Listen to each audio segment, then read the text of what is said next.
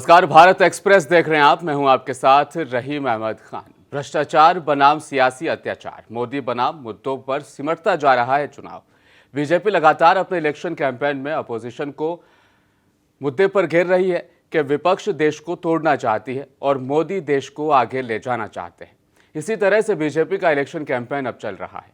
आप जहां भी बीजेपी की चुनावी रैलियों को सुनेंगे तब ये पाएंगे कि ज्यादातर सभाओं में सिर्फ विपक्ष पर हमले हो रहे हैं और बहुत कम ऐसा पाएंगे कि पिछले 10 सालों में देश के गरीबों को ऊपर उठाने के लिए मौजूदा सरकार ने क्या क्या किया। खैर, चुनाव है तो चुनावी कैंपेन भी होगा और हमले भी होंगे।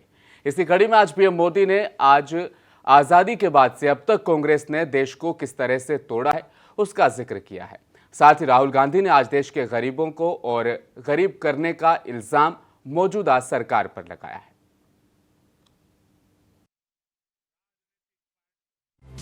छत्तीसगढ़ के बस्तर और महाराष्ट्र के चंद्रपुर में पीएम मोदी ने आज चुनावी रैलियों से खिताब किया और कांग्रेस पर जमकर बरसे।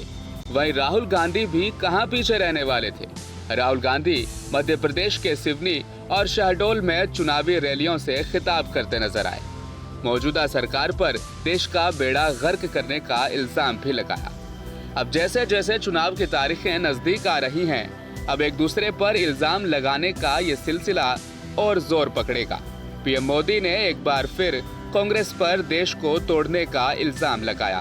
उन्होंने कहा, आजादी के बाद से देश को तोड़ने वाली पार्टी कांग्रेस ही है, जिसने मजहब के नाम पर देश का विभाजन भी किया है। राजनीतिक पार्टियों का ये दायित्व होता है कि वो जनता की समस्याओं का समाधान करे, लेकिन कांग्रेस पार्टी खुद ही समस्याओं की जननी है। आप आजादी के बाद से गिनना शुरू करिए।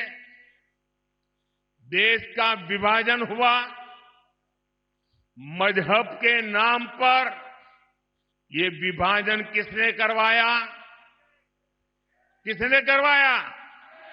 किसने करवाया? देश आजाद होते ही कश्मीर में समस्या खड़ी कर दी गई।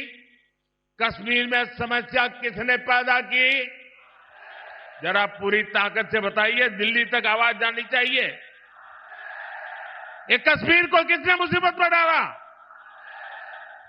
हमारे आसपास ही दुनिया के कई देश आजाद हुए, वो हमसे कहीं आगे बढ़ गए, लेकिन हमारा भारत पिछड़ता गया। तब ज्यादातर समय देश में किसकी सरकार थी? देश दशकों तक आतंकवाद का शिकार रहा। आए दिन कहीं भी बम ब्लास्ट हो जाते थे।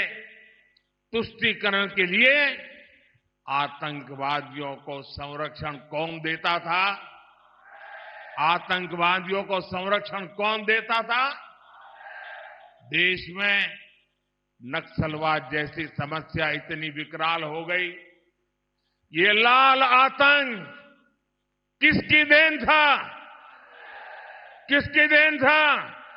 वहीं राहुल गांधी ने पलटवार करते हुए कहा, नरेंद्र मोदी जी ने कुछ चुनिंदा लोगों का 16 लाख करोड़ रुपया माफ किया है, लेकिन गरीब किसान, छात्र जब कर्ज मांगते हैं तब नरेंद्र मोदी कहते हैं पैसा नहीं है।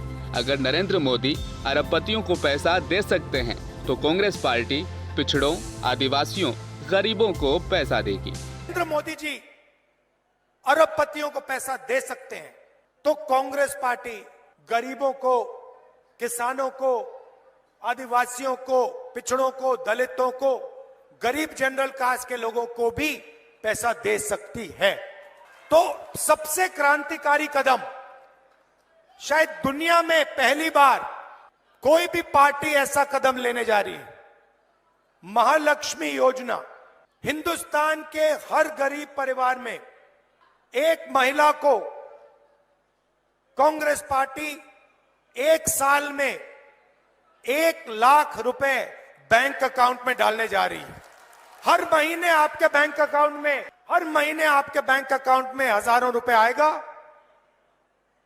एक साल में टोटल 1 लाख रुपए हर गरीब परिवार के बैंक अकाउंट में जाएगा, महिला के बैंक अकाउंट में जाएगा।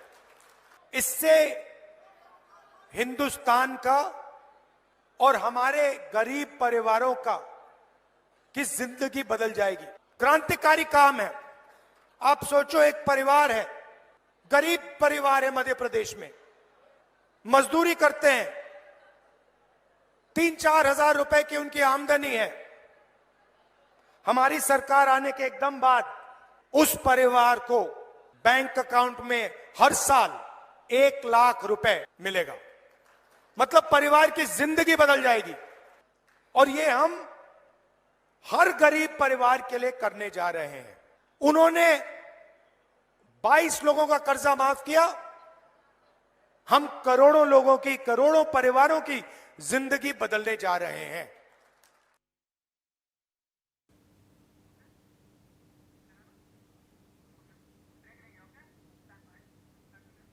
वक्त फिलहाल छोटे से ब्रेक का, ब्रेक के बाद जल्द हाजिर होंगे।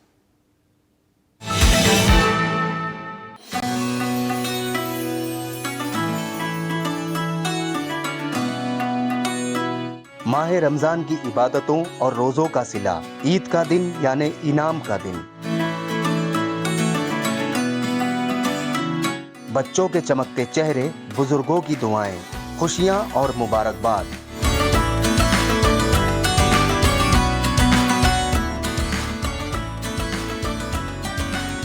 लेकिन कैसे होगा चांद का दीदार? चांद जा छुपा है बादल में।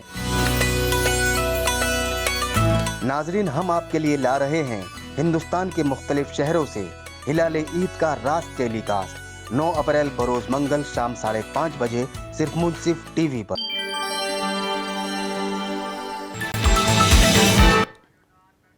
कांग्रेस पार्टी का मैनिफेस्टो इन दिनों लगातार सुर्खियां बटोर रहा है। कांग्रेस का कहना है कि 5 न्याय 25 गारंटियों से हम देश की जनता का मन मोह रहे हैं।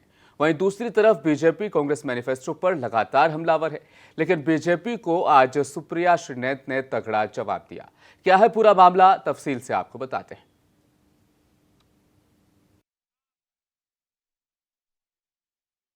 कांग्रेस का मैनिफेस्टो लगातार बीजेपी के लिए चर्चा का विषय बन रहा है। कभी पीएम मोदी कांग्रेस मैनिफेस्टो को मुस्लिम लीग की छाप कह देते हैं।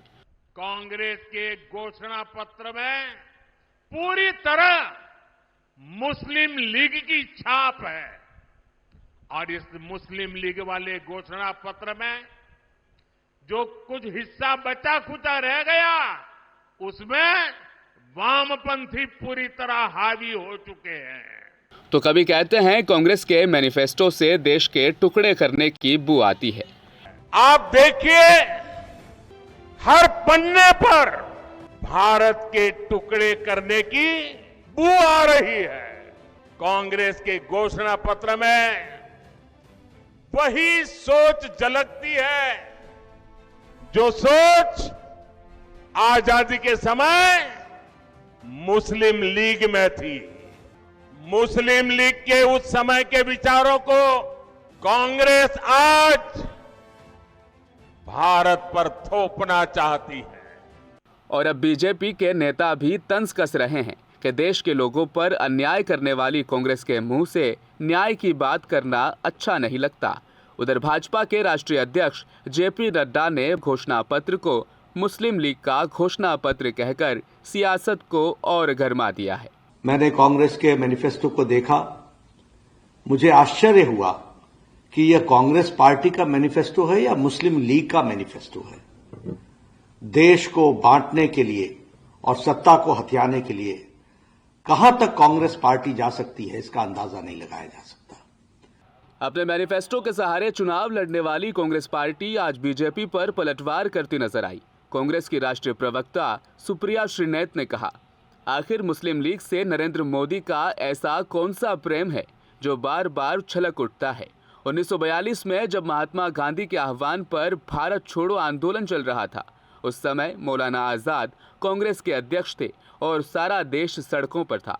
ऐसे में श्यामा प्रसाद मुखर्जी बंगाल में, मोदी जी के पुरखे सिंध और नॉर्थ वेस्ट फ्रंटियर प्रोविंस में मुस्लिम लीग के साथ मिलकर सरकार चला रहे थे और अंग्रेजों को आंदोलन रोकने के लिए सुझाव दे रहे थे। क्योंकि यही दिल का प्रेम है। इश्क और मुश्क छुपाए नहीं छुपते हैं, और मोदी जी और मोदी जी के पुरखों का मुस्लिम लीग से ऐसा इश्क है जो छुपता नहीं है। आपको याद होगा 1942 में जब महात्मा के आह्वान पर मौलाना आजाद कांग्रेस के अध्यक्ष थे, सारा देश सड़कों पर था, करो या मरो का नारा था, भारत छोड़ो आंदोलन चल रहा था, और ऐसे में श्यामा प्रसाद मुखर्जी बंगाल में, मोदी जी के पुरखे सिंध में, मोदी जी के पुरखे नॉर्थ वेस्ट फ्रंटियर प्रोविंस में मुस्लिम लीग के साथ मिलकर सिर्फ सरकार ही नहीं चला रहे थे, अंग्रेजों को चिट्ठियां लिखकर यह भी सलाह और मशवरा दे रहे थे कि इस आंदोलन का कैसे दमन किया जाए। कांग्रेस नेता ने कहा, हमारे घोषणा पत्र में हर उस समस्या का समाधान है जो जनता ने पिछले 10 सालों में झेली है। कि जब से हमारा मैनिफेस्टो जारी हुआ है, बीजेपी में खलबली मची हुई है। बेचारों को समझ ही में नहीं आ रहा है क्या किया जाए। वैसे ही 180 पर अटके हुए हैं, शनै शनै वो अब कम होता जा रहा है। इन सब के बीच अब 3 इडियट्स के रैंचो यानी सोनम वांगचुक ने बीजेपी के लिए नई मुश्किलें खड़ी कर दी। चीन भारत की सीमा में दाखिल हो रहा है, कब्जा कर रहा है, ऐसे कई खबरें आपने सुनी होगी। सरकार ने भी हमेशा ऐसी खबरों को नकारा है। बयान जारी किया है अब सोनम वांगचुक ने कि किसी ने उनका यह बयान आया कि 4000 वर्ग किलोमीटर जमीन पर चीन ने अब कब्जा कर लिया है और सरकार हमें प्रोटेस्ट नहीं करने दे रही है। इसके बरक्स सरकार का यह बयान कि 1 इंच जमीन भी नहीं छीनी गई, ये भी आपने सुना होगा। फिलहाल जानते हैं इस पूरे मामले को तफसील के साथ। इस दिनों के अनशन के बाद सोनम वांगचुक ने फिर एक बार 3 दिनों का छोटा अनशन किया, लेकिन इस बार भी ये खबरों से गायब रहा।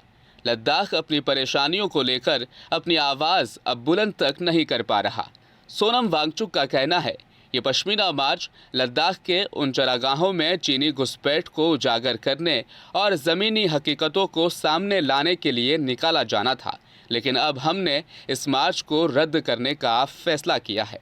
उन्होंने कहा कि सरकार ने सारी सड़कों पर पुलिस को तैनात कर दिया, स्मोक ग्रेनेड लगा दिए गए, इंटरनेट को भी काट दिया गया और धारा 144 भी लगा दी गई, लेकिन फिर भी हमने शांति से अनशन किया। यहाँ पर लोगों ने बहुत ही शांति से अनशन रखा और यहाँ बर्फ़बारी भी हो रही थी, और आज मेरे 3 दिन का जो छोटा अनशन था उसका समापन भी था। मगर जो आज का मार्च था, पश्मीना मार्च, वो आप लोगों में पता होगा कि हमने कल रद्द कर दिया था, और वजह ये थी कि इस मार्च के विरोध में सरकार ने बहुत ही अत्यधिक प्रतिक्रिया की, जिसमें कि सारे सड़कों पर पुलिस और अर्धसैनिक दस्ते लगा देना, स्मोक ग्रेनेड्स वगैरह वगैरह, और फिर इंटरनेट का काटना, और फिर दफ़ा 144 का लगाना। ऐसे में डर था कि बहुत ही काबू से बाहर ना चला जाए, तो इसलिए हमने रद्द की। क्योंकि हमारा तो सपनों में भी ये नहीं था ख्याल कि अगर हम मार्च करते तो जो हमारा उद्देश्य था देशवासियों को, हमारे यहाँ के चरवाहों और उनके चरागाहों की क्या हालत हो रही है उसके बारे में जागृत करना। एक तरफ लद्दाख के वासी अपनी आवाज़ बुलंद तक नहीं कर पा रहे, दूसरी तरफ चीन ज़मीन पर कब्जा कर रहा है। वांगचुक का दावा है कि चीन ने करीब 4000 वर्ग किलोमीटर ज़मीन पर कब्जा कर लिया है। खुद बीजेपी के नेता सुब्रमण्यम स्वामी ने भी इसका जिक्र किया है, लेकिन हमारी सरकार के बयान कि 1 इंच ज़मीन भी नहीं गई हमारे सैनिकों के हाथ बांध देती है। I am standing around 80 kilometers away from the actual border, and Changlung Kongma, Changlung Yokma, Alpha 3, these are the valleys which is known for Tibetan antelope and bosmotas. And if these valleys are still with us, why we as an Indian cannot go there anymore? बावजूद इन सभी हालात के सोनम वांगचुक बताते हैं सरकार से चाहे उन्हें मदद नहीं मिल रही, लेकिन देश भर से उनको लोगों की मदद मिल रही है। उन्होंने बताया है कि दिल्ली से, पंजाब के पटियाला से, गुजरात के अहमदाबाद से, अरुणाचल प्रदेश से, नागपुर, चंडीगढ़, हैदराबाद और कोलकाता, इंदौर, देहरादून से भी इसी तरह देश के कई इलाकों से उन्हें समर्थन मिल रहा है। और इस बीच वक्त को चला छोटे से ब्रेक का। ब्रेक के बाद जल्द हाजिर होंगे।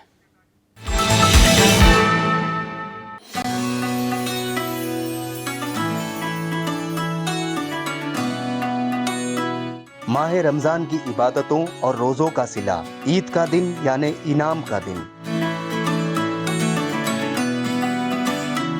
बच्चों के चमकते चेहरे, बुजुर्गों की दुआएं, खुशियां और मुबारकबाद।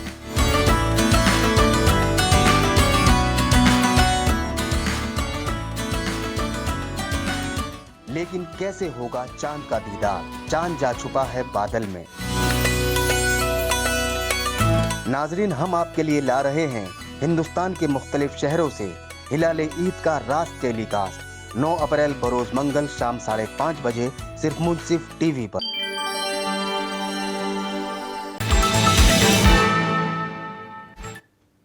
एक तरफ सोनम वांगचुक भारत की सीमा पर कब्जे के खतरे से आगाह कर रहे हैं, तो वहीं दूसरी तरफ अर्थशास्त्री परकला प्रभाकर, जो कि मोदी सरकार में मंत्री निर्मला सीतारमण के पति भी हैं, उन्होंने कहा है कि इस साल होने वाले लोकसभा चुनाव में बीजेपी की जीत होने पर देश में दोबारा कभी भी चुनाव नहीं होंगे। केंद्रीय वित्त मंत्री निर्मला सीतारमण के पति परकला ने सोशल मीडिया पर एक बयान दिया जो बहुत जल्दी से वायरल भी हो गया। यानी उन्होंने देश के संविधान को खतरे में बताया है।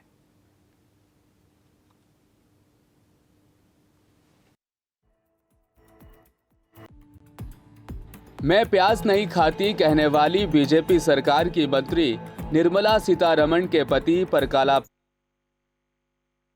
अब बढ़ा दी है। अगर यह कहा जाए कि घर का भेदी लंका ढाए तो यह कहना गलत नहीं होगा। अब आपको बताते हैं आखिर अर्थशास्त्री परकला प्रभाकर ने ऐसा क्या कह दिया।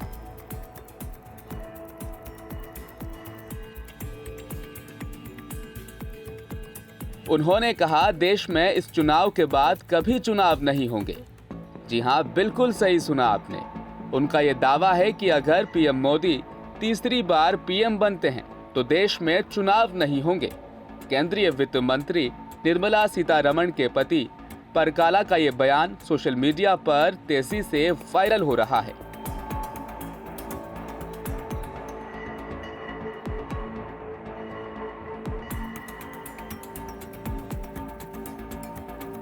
खुद देश की प्रमुख विपक्षी पार्टी कांग्रेस ने भी परकला प्रभाकर के बयान का वीडियो शेयर किया।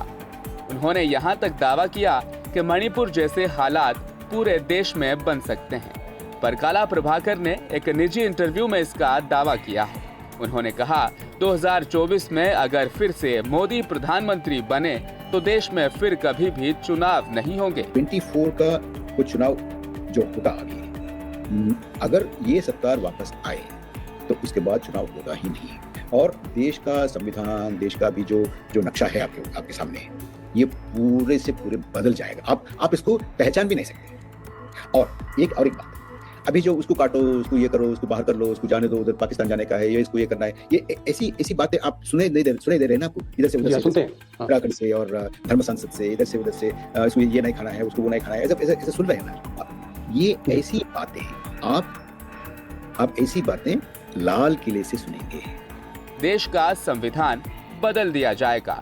मोदी खुद लाल किले से हेड स्पीच देंगे और लद्दाख, मणिपुर जैसे हालात पूरे देश में बन जाएंगे।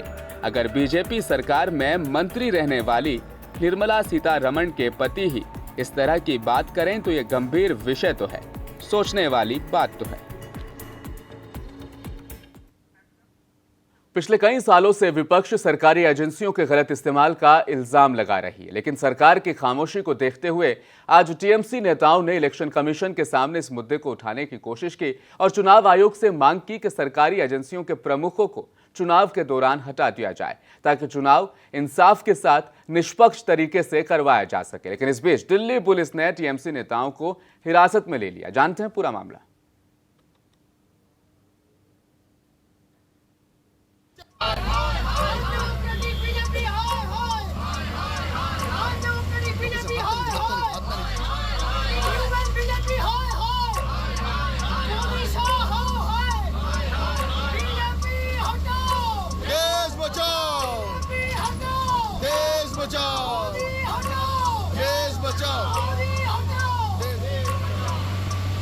मोदी शाही नहीं चलेगी, ये दादागिरी नहीं चलेगी, मोदी शाही नहीं चलेगी, ये हिटलर शाही नहीं चलेगी, मोदी शाही नहीं चलेगी। नहीं चलेगी, नहीं चलेगी, हिंदुस्तानी नहीं चलेगी, नहीं चलेगी, नहीं चलेगी, मोदीशाही नहीं चलेगी, नहीं चलेगी, नहीं चलेगी, हिंदुस्तानी नहीं चलेगी, नहीं चलेगी, नहीं चलेगी, मोदी हटाओ, देश बचाओ, मोदी हटाओ, देश बचाओ, मोदीशाही दूर हटाओ, दूर हटाओ, दूर हटाओ, मोदीशाही।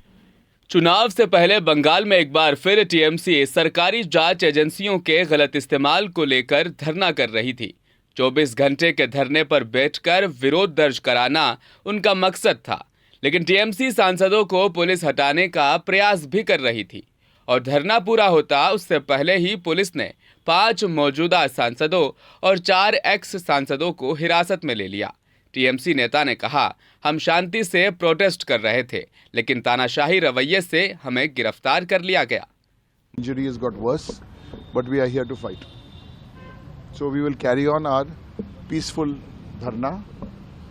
This is the situation. Sir ये वाला धरना अगर ये यहाँ से आपको डिटेन कर देते तो आप बाहर आकर भी करेंगे ये तो बाहर आके तो फिर उठा के ले जाएंगे ना। ये तो क्या करूँ, ये क्या करूँ? एक साइड ये एमसीसी है, मॉडल कोड ऑफ कॉन्डक्ट है, ये सब, ये तो तानाशाही, 100% तानाशाही। But we are from Trinamool Congress, we will fight this. Police ने चुनाव आयोग दफ्तर के बाहर धरने पर बैठे टीएमसी सांसदों को हटाने का प्रयास किया और सभी सांसदों को हिरासत में ले लिया गया। टीएमसी केंद्र पर जांच एजेंसियों के गलत इस्तेमाल का इल्जाम लगा रही थी और उनके प्रमुखों को बदलने की मांग कर रही थी। टीएमसी प्रतिनिधिमंडल ने चुनाव आयोग की फुल बेंच से मुलाकात की और सीबीआई, आईटी, एनआईए और ईडी के प्रमुखों को बदलने की मांग की। आपको बता दें, अपोजिशन कई सालों से सरकारी जांच एजेंसियों के गलत इस्तेमाल को लेकर चिंता जाहिर कर रही है, लेकिन सरकार इस पर खामोश है। इसलिए टीएमसी ने आज चुनाव आयोग का रुख किया। धरना देने वालों में टीएमसी के 5 सांसद डेरेक ओब्रायन, मोहम्मद नदीम उल हक, डोला सेन, साकेत गोखले और सागरिका घोष शामिल रहे। वहीं 3 पूर्व सांसद अर्पिता घोष, शांतनु सेन और अबीर रंजन विश्वास मौजूद रहे। इसके अलावा विधायक विवेक गुप्ता और टीएमसी युवा नेता सुदीप रहा भी धरना दे रहे थे। इनकी मांग थी कि एनआईए के डीजी, ईडी और सीबीआई के डायरेक्टर को तुरंत हटाया जाए। अब इस पर भाजपा महासचिव अरुण सिंह ने कहा, जनता जानती है कि टीएमसी लोकतंत्र को बचाने के लिए नहीं, बल्कि शाहजहां शेख को बचाने के लिए प्रदर्शन कर रही है। शेख टीएमसी का नेता रह चुका है। उस पर संदेश खाली में ईडी पर हमले और महिलाओं से यौन उत्पीड़न का आरोप है। 29 फरवरी को उसे गिरफ्तार किया गया था। देश में चुनाव बेहद खास है। जहां बीजेपी अपने तीसरे टर्म का इंतजार कर रही है, वहीं कांग्रेस 10 सालों से अपोजिशन की भूमिका निभा रही, उन्हें भी सत्ता में वापसी करनी है। अब इन सब के बीच एक सवाल आपसे, क्या मुद्दे इस चुनाव में होने चाहिए? क्या आज़ादी के बाद भारत पाकिस्तान का अलग होना मुद्दा है, या गरीबों का और गरीब होना, अमीरों का और अमीर होना, या फिर राम मंदिर का बनना असल मुद्दा है, या महंगाई, बेरोजगारी और करप्शन? 4 जून को नतीजे आएंगे, लेकिन नतीजे आपके मुद्दों के बिना नहीं आ सकते। आज के लिए फिलहाल इतना ही। बने रहिए हमारे साथ, देखते रहें मुंसिफ टीवी न्यूज़। अपना ख्याल रखिएगा। नमस्कार।